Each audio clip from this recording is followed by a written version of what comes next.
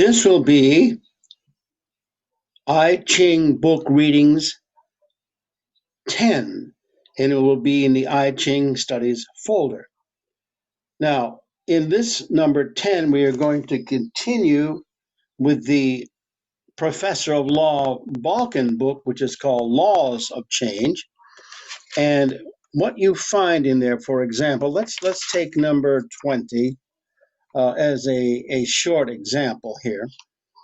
First, what he does, he gives you what are called key words in the beginning of each one. For example, this is number 20. It's called viewing.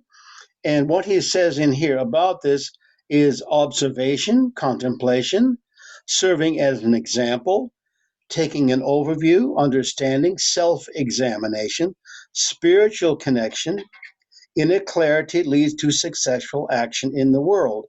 And then, of course, you have the trigrams, or the two parts of the hexagram. Above is wind or wood, and below is earth.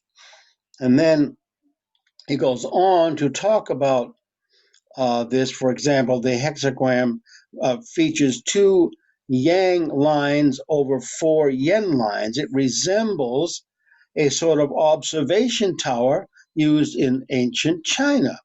A person can see a great distance from such a tower, but at the same time, because the tower is high, it serves as a landmark that can be seen from a great distance. Hence, this means both to look and to be seen.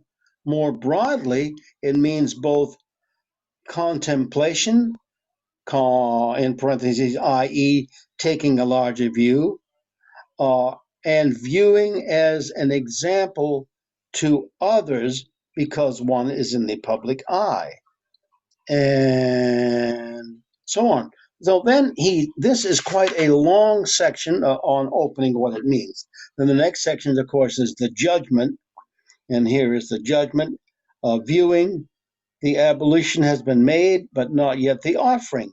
Filled with trust and sincerity, they are reverent and delightful. Now, then he has quite a long commentary on that, which is very good. And then the image being the wind blows over the earth. This is the image of viewing. Thus, the kings of old inspected the four corners of the earth, observing the people and gave them instructions. Then he has a rather long and very good commentary on that. Now, then, when we get to the lines, before he even goes into the lines themselves, he talks about the lines. Now, I want to stop here for a moment to tell you that the lines in the I Ching, and when I do I Ching readings, the lines, if they are changing lines, are extremely important. And it's also important to know what the lines mean in there, as we've said before. We will continue momentarily.